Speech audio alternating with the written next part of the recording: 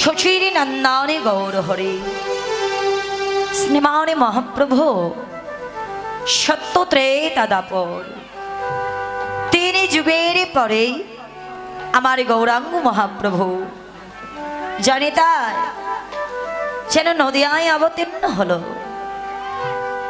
তো নদিয়ায় শ্রী গৌরাঙ্গের অপরূপ মাধুর্যময় লীলা দর্শন করলেন কে? আমাদের রাধা মোহন দাস। দেখেন আমি মানুষটা আমাকে ছোট মনে হয় না, কতটুকু একটু মানুষ। তো কীর্তনের বয়স প্রায় 20 বছর হবে। তো আমাদের একটি অভ্যাস খারাপ। অভ্যাসটা খারাপ কি যে আমরা পদ একটা বলবো আর ব্যাখ্যা আর একটা করবো, এটা করতে পারি না। এটা হলো বদ অভ্যাস। পুজো করছি কালী পুজো, কিন্তু সংকল্প গিয়ে করছি মা লক্ষ্মীর, এটা আমার পক্ষে সম্ভব হয়। এটা হলো আমার বদ অভ্যাস যে আমি পদে বলে গেলাম একটা আর ব্যাখ্যা করছি আর একটা, এটা হয় না, পারি না। এভাবেই আমার কীর্তন পরিবেশন করার অভ্যাস। যদি আপনাদের মনোকষ্ট হয় তো কৃপা করে ছোট ভগ্নী বা মেয়ে মনে করে শ্রবণ করবে। আমাদের শ্রী গৌরাঙ্গের অপরূপ মাধুর্যময় লীলা দর্শন করলেন কে? আমাদের বৈষ্ণবী কবি রাধা মোহন দাস।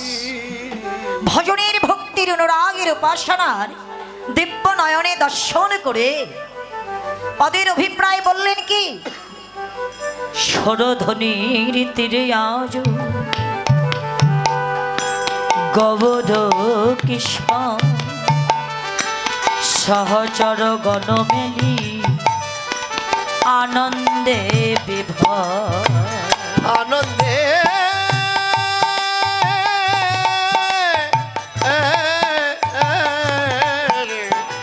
আনন্দে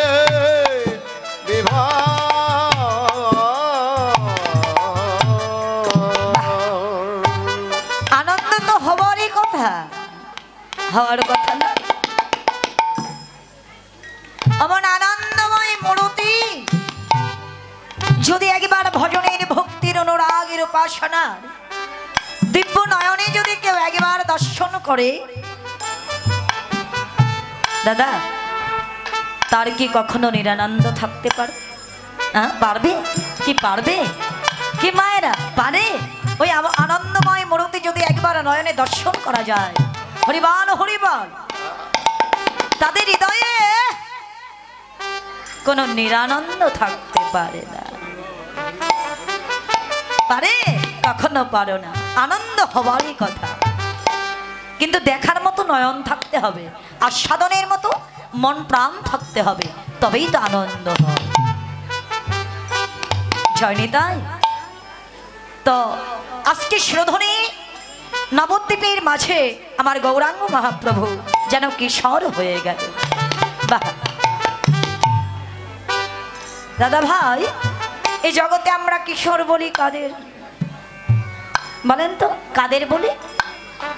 হ্যাঁ, ছোট বাচ্চাদের, ছোট দিদিমণির ছোট বালকদের আমরা কিন্তু কিশোর বলি, তাই বলি না? হ্যাঁ। তো গৌরাঙ্গ মহাপ্রভু যেন ছোট নয় গো, ছোট নয়, যেন তৃণ হতেও তৃণ হলেন, অতীব কাঙ্গাল রূপে যেন নবদ্বীপে প্রভু অবতীর্ণ হলেন। এই মায়াময় জগতে, এই পার্থিব জগতে যদি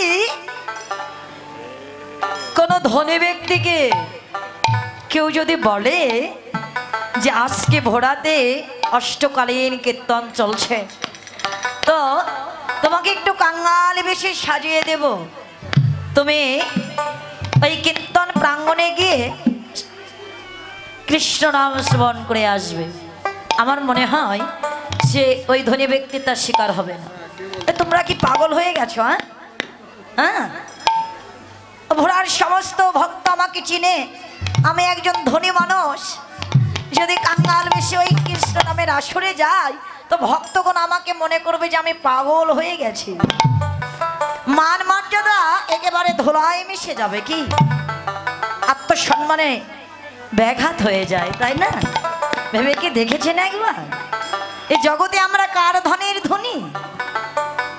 বাবা, জগতে কার ধনের ধনী? ঈশ্বরের ধনের ধনী, ঈশ্বর প্রদত্ত ধন।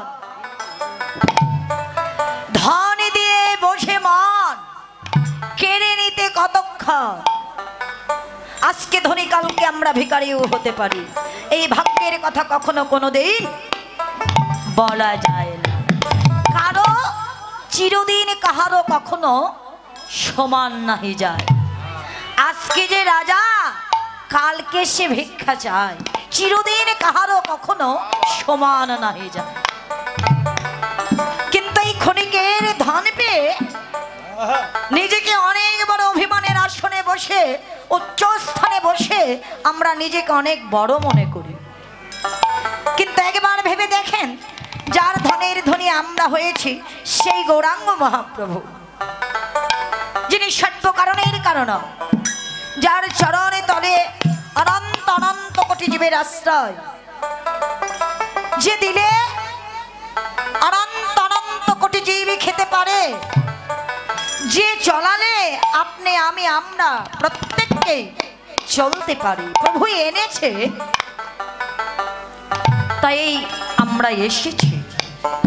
কি যদি না আনতে আসতে পারতাম, যদি মনে করে যে আমি স্বপ্নাকে আর চলতে দেব না, এখানে স্থির করে দেব, আমি যতই চেষ্টা করি পৃথিবীর এমন কোনো শক্তি আসলেও আমাকে আর চলাতে পারবে?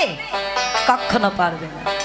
প্রভু কথা বলায় তাই আমরা বলতে পারি, দাদা আমরা উপলক্ষ। প্রভু বলান, মঞ্চে যেমন নাটক করা হয় না, ঠিক তেমনি আমরা বলতে পারি। তিনি হলেন সত্য কারণের কারণ। আজকে সেই ভগবান নদিয়ায় কাঙ্গাল বিশ্ববতীর্ণ হয়েছেন। মহাজন নিবেদন করিলেন, নিবেদন করিলে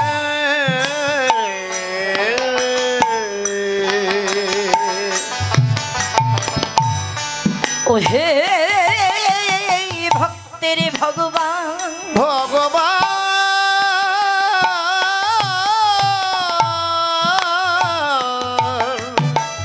বলো হে তোমার কিবা ধনের অভাব, যে মস্তকে ছিল তোমার চূড়, ওহে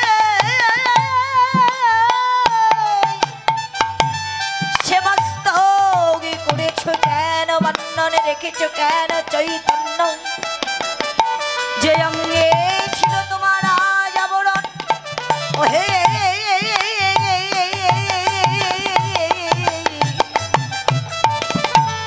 সেই অঙ্গে করেছো কেন তুমি গিরুয়া বসন।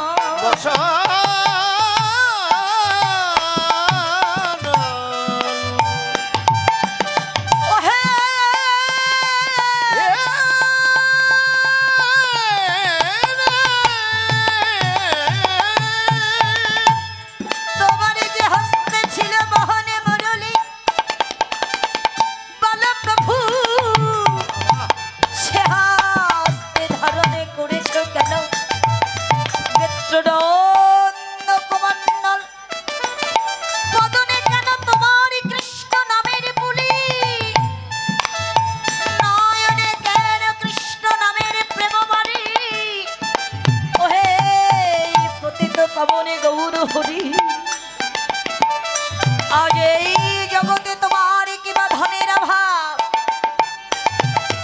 এবার আমার পতিত পাবনে গৌর বললেন, হে ভক্তগণ, সত্য ত্রেতা দাপর তিনি যুগে ছিলাম আমি ধনী, দেখো এবার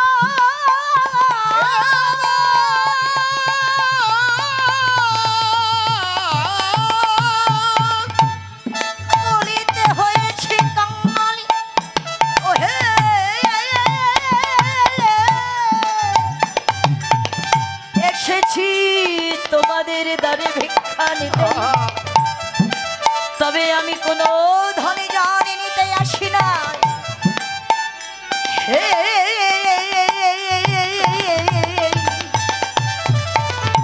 বৈষ্ণব জন ভক্তগণ, আমি নিতে এসেছি তোমাদের চরণের ধুলি। জগতে ধুলির বড় কাঙ্গাল আমি, তাই কৃপা করে দয়া করে হে ভক্তগণ আমায় দাও দাও চরণ ধুলি, ধুলি দাও, আমায় দাও দাও চরণ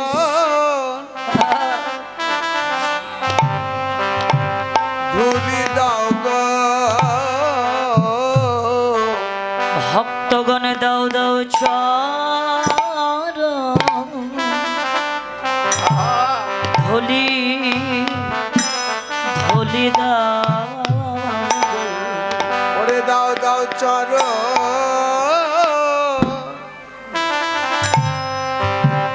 ধুলি দাও গো। ভবে ধুলি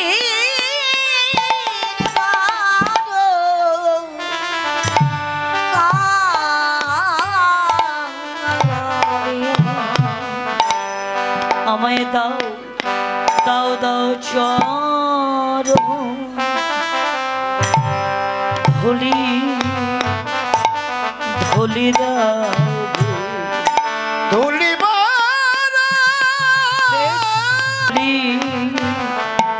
ধুলি দাও ধুলি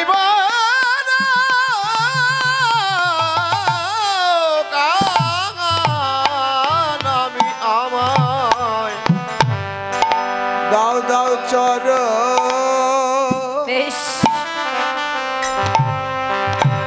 ধুলি দাও গো। আমার আরে কি ভাগ্যে হয় কি না, আমার আগে ভাগ্যে হয় কি না, আমার আরে কি ভাগ্যে হয় কি না,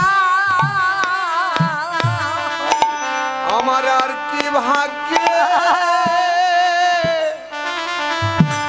হয় কি না হয়। ভক্তের চরণে চরণে ধুলি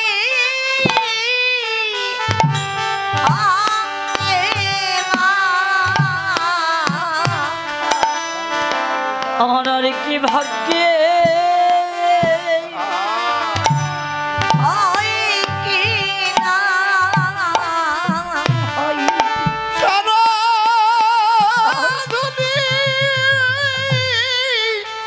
অঙ্গে মাখা আমার আর কি ভাগ্যে বেশ হয় কি না হয়।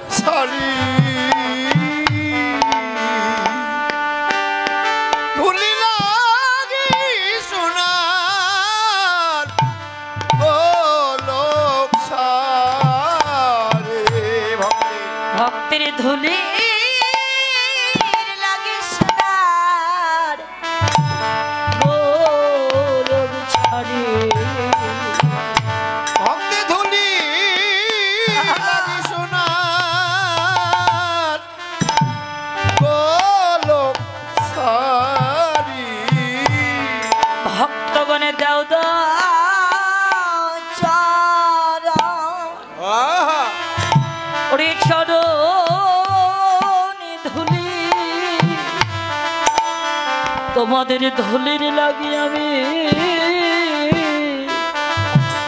গোলো দাও দাও তোমাদের চরণ ধুলি ধুলি লাগে সোনার গোলক সারি ভক্তগণে দাও দাও চরণ চরণে ধুলি তোমাদের ধুলির লাগি সোনার গোলো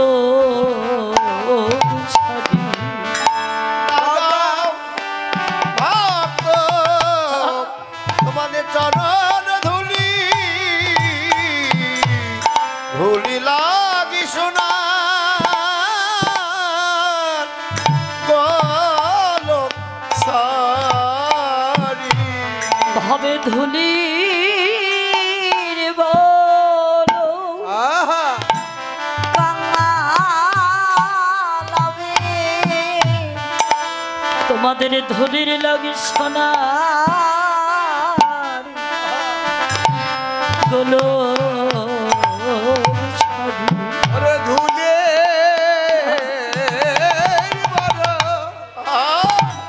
কাঙ্গাল আমি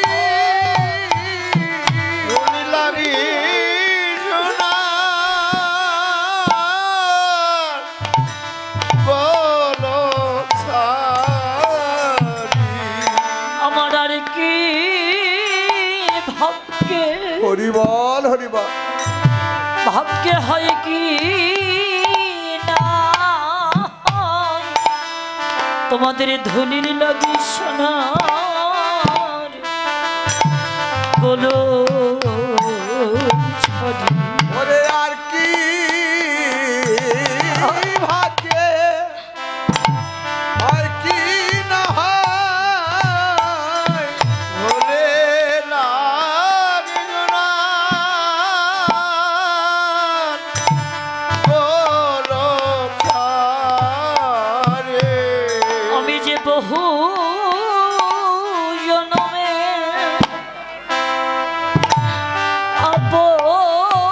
অপরাধী ভক্ত তোমাদের ধুলির লাগি সোনার গোলো ওরে বহু জন্মে ভালো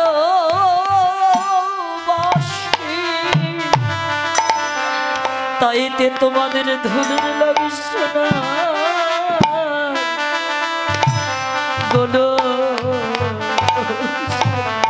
ওরে ধুলে বলো ভালোবাসি তাইতে ধুলি লাগি সোনার গোলক সারি ভাবে ধুলির বড় কাঙাল আমি ওরে দাও দাও ভক্ত চরণে ধুলি ধুলি লাগে গলগলারে ভক্ত চরণ ধুলি ধুলি লাগে সোনার গোলক সারি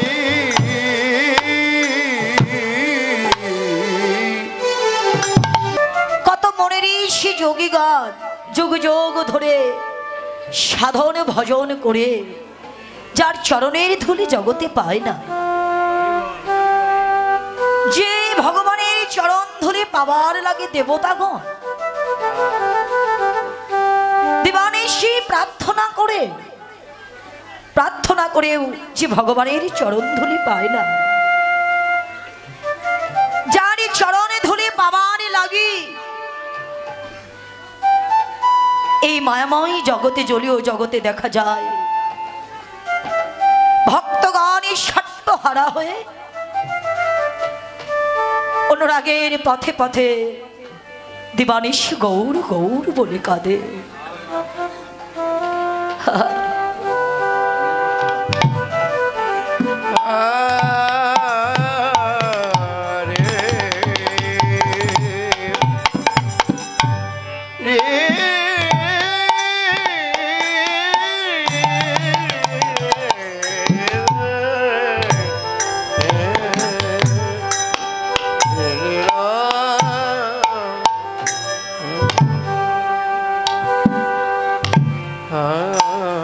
আজকে সেই ভগবান যেন ভক্তের চরণে ধুলি পাবার লাগি এই ভক্তের দ্বারে দ্বারে ভক্তের ঘরে ঘরে ঘৃণিত অবহেলিত নিকৃষ্ট জীবের ঘরে গিয়ে তাদের চরণে ধুলি ভগবান যেন তার অঙ্গে মাংসার ভিক্ষা চাইছে। কেন? কারণ কি বলে? কারণ হলো একটাই। কারণটা কি? নিজে মেখে এই জগৎকে মাখাবার লাগে। কেননা বৈষ্ণবের চরণের ধুলি যদি পাপের অঙ্গে পড়ে, সেই পাপী পাপ হইতে উদ্ধার পেয়ে ওই বৈকুণ্ঠ ধামে যায়।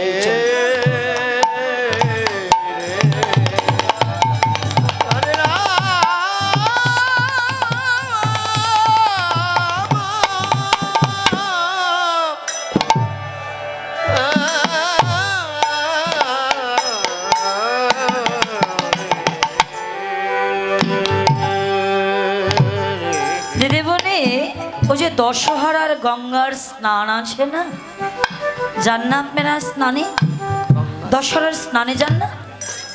যান, তাই না? তো কেন আমরা স্নানে যাই? গঙ্গায় স্নান করতে যাই কেন? এই হৃদয়ের পাপ খণ্ডনের জন্য, তাই না? অন্তরে ভাবনা হয় যে এই দশহরা যদি আমরা গঙ্গার স্নান করতে পারি তাহলে আমাদের হৃদয়ের পাপ খণ্ডন হয়ে আমরা কিছু পবিত্রতা লাভ করতে পারবো, তাই না?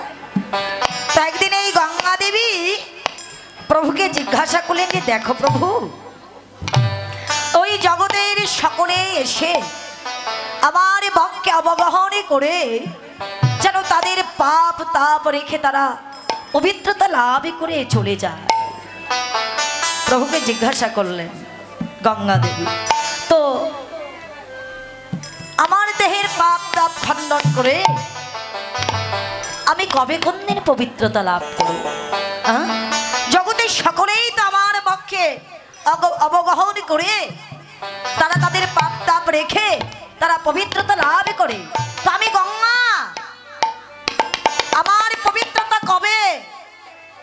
তো প্রভু বললেন দেখো গঙ্গা, তোমারও পবিত্রতা হবে কবে? তোমার পক্ষে মনে করে অবগাহন করতে করতে যদি ভাগ্য কর্ম ফলে কখনো কোনোদিন কোনো বৈষ্ণব তোমার পক্ষে এসে যদি অবগাহন করতে পারে, বৈষ্ণবের চরণ ধরে পা মাত্র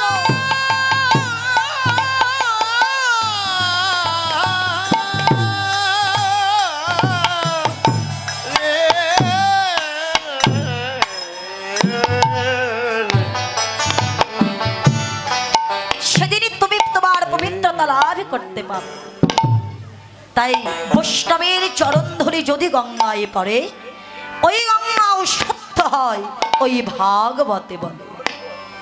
ভাগবত সিদ্ধান্তকার আমাদের ভাগবত শাস্ত্র বলে গেল যে বৈষ্ণবের চরণের ধুলি যদি গঙ্গায় পড়ে ওই গঙ্গাও শুদ্ধ হয়, ওই ভাগবতে বলে। তাহলে বৈষ্ণবী কৃপা ব্যথিত বাবা, ভক্ত কৃপা ব্যথিত জগতে কখনো ভগবত কৃপা নয়। আপনি আমি আমরা প্রত্যেককেই জগতে এসেছিলাম কেন? আমি আরেকটি কথা আপনাদের মাঝে বলে যাব। যারা পড়তে পারেন তারা পড়বেন, আর যারা পড়তে পারেন না তারা শ্রবণ করবেন। ভাগবতে গর্ভ যাতনায় লিপিবদ্ধ করা আছে। আমরা মনুষ্য দুর্লভ কুলে জন্ম নিয়ে এই জগতে এসেছি। প্রতিটি মানব জীবের কর্তব্য এই গর্ভ যাতনাটা অধ্যয়ন করা। মানব জাতি আমরা না, তো আমাদের কর্ম কি? রং তামাশা করা, রং রসের খেলা করা। এই গর্ভ যাতনাটা আপনারা অধ্যয়ন করবেন, যারা পড়তে পারেন তারা পড়বেন, আর যারা পড়তে পারেন না একজন পড়বে, নিকটে গিয়ে শ্রবণ করবেন। এখানে লিপিবদ্ধ করা আছে, আমরা যখন মাতৃগর্ভে হেড মন্ডে অধ্যয়নে ছিলাম 7ম মাস।